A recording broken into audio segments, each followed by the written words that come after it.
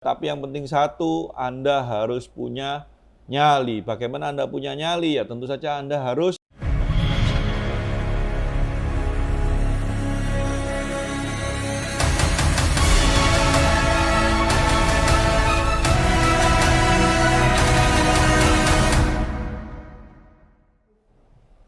Salam HLT, salam debitur cerdas.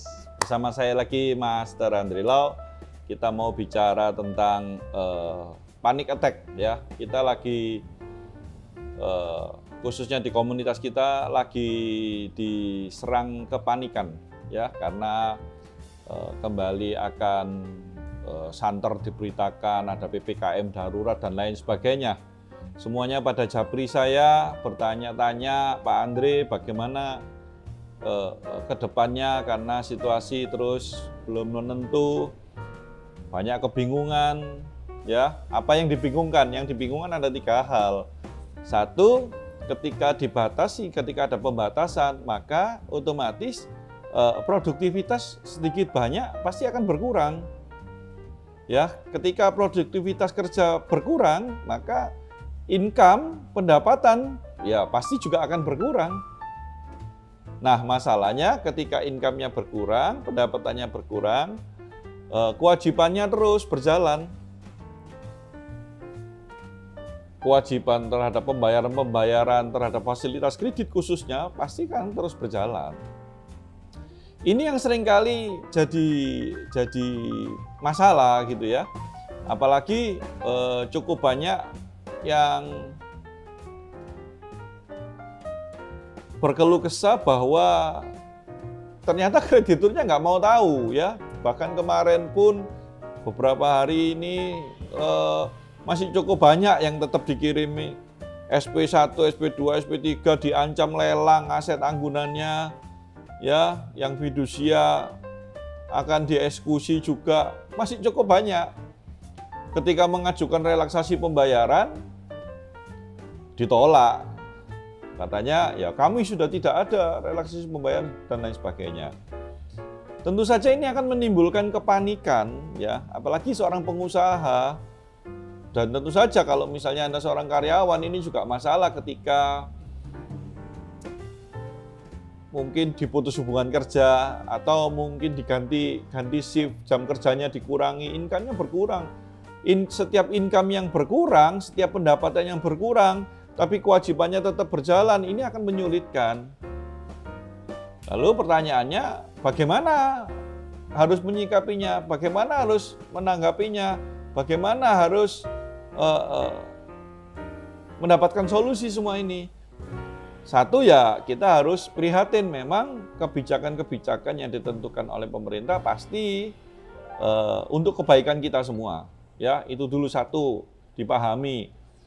Kalau banyak yang pro kontra tentang itu nggak penting. Yang penting kita waspadai diri kita sendiri. Yang penting kita tahu, yakin, percaya bahwa pemerintah yang ada tentu berpikir yang terbaik buat kita semua. Yang kedua, ya lindungi diri sendiri, keluarganya, anak-anak, apalagi dengan situasi yang seperti ini, tentu saja buah hati kita juga harus dilindungi, jadi nggak sembarangan keluar rumah, yang tidak terlalu penting dikurangi aktivitas di luar rumah supaya kita tetap aman. Yang ketiga, ya kalau memang kita ditekan-tekan untuk melakukan pembayaran kewajiban kita, diancam dan apa, ya terpaksa dilawan. Gitu kan? Sudah jelas sekali bahwa produktivitas kita sangat jauh berkurang.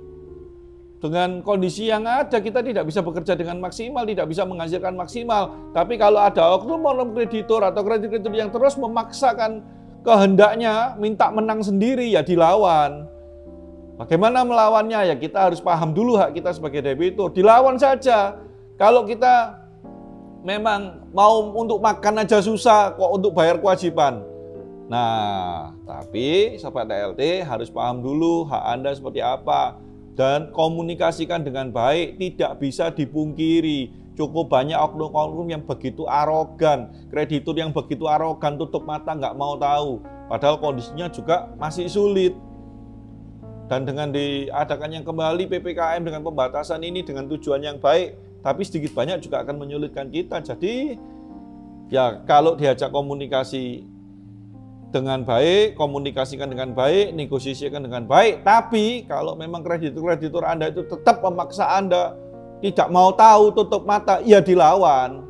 Hadapi, ya pahami hak Anda sebagai debitur, hadapi. Dipelajari dulu haknya, jangan konyol, tertekan, stres, ketakutan, kerja nggak bisa maksimal, tapi terus ditekan. Kenapa kok saya perlu menyampaikan hal ini? Karena faktanya adalah sampai saat ini pun dengan kondisi sulit, masih banyak oknum kreditur yang begitu arogan, memaksakan kehendaknya, tutup mata, nggak mau tahu ya.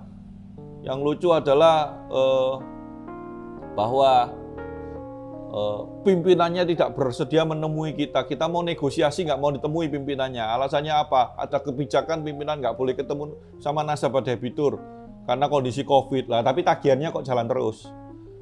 Marilah bersama-sama mencari solusi yang terbaik. Khusus rekan ALT sebagai debitur, pahami hak Anda, ya. Utamakan keluarga Anda dulu. Sama-sama kok. Semua, mau yang direktur, mau yang apa, itu semua mereka juga posisinya karyawan yang ditentukan oleh target perusahaannya, ada sistemnya, dan kita debitur juga kita punya hak dan kewajiban sama saja. Jadi tidak ada satu pihak yang posisinya lebih tinggi dalam perjanjian kredit, nggak ada. Nggak ada, apalagi kalau kredit Anda dengan anggunan. Kredit Anda dengan anggunan berarti ya tidak perlu ada yang ditakuti dong harusnya. Ya diancam-ancam dilelang, prosedur lelang tidak semudah katanya mereka oknum yang tidak bertanggung jawab yang hanya mengintimidasi, nakut-nakutin kita. Apalagi kalau sudah deket-deket tanggal tua. Jadi tetap tenang, pahami hak Anda sebagai debitur, hadapi dengan nyali. Jangan cuma mau dipelokoto, ditekan-tekan, diancam-ancam. Sudah nggak zamannya seperti itu. Sekarang sudah zaman informasi, gampang sekali didapatkan. Di channel YouTube, di mana semua dapat dengan gampang sekali dipelajari, digampangkan. Ya, tapi yang penting satu, Anda harus punya nyali. Bagaimana Anda punya nyali? Ya tentu saja Anda harus paham dulu hak Anda. Seseorang kalau sudah memahami haknya, dia tidak mudah dipermainkan, tidak mudah diintimidasi. Ya, kan enak saja kita kesulitan, mereka nggak mau tahu, yang penting minta dibayar. Tidak seperti itu. Bahkan pemerintah pun sangat concern juga membantu kita, nggak usah panik. Ya tentu saja panik nomor satu, panik finansial. Yang kedua, panik tentang kesehatan kita, kesehatan keluarga kita, kesehatan anak-anak kita. Yang ketiga ya panik tentang masa depan pekerjaan, masa depan ini, semuanya membuat panik. Tapi percayalah bahwa semua pihak, ya pemerintah juga membuat semuanya menjadi baik, bertujuan baik.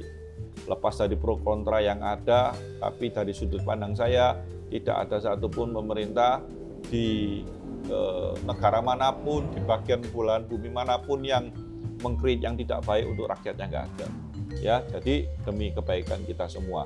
Sobat ALT, salam debitur cerdas dari saya, Master Andre Lau. Jangan panik, mari kita hadapi, ya pahami ya kita sebagai debitur, kita hadapi satu persatu. Ya, pantau terus channel edukasi ini. Silakan di kolom komentar kalau ada pertanyaan seputar bagaimana menghadapinya apa saja. Nanti ada tim admin juga akan meresponi pertanyaan-pertanyaan yang sekiranya dapat membantu rekan ALT yang berhubungan dengan fasilitas kreditnya dan lain sebagainya. Salam debitur cerdas.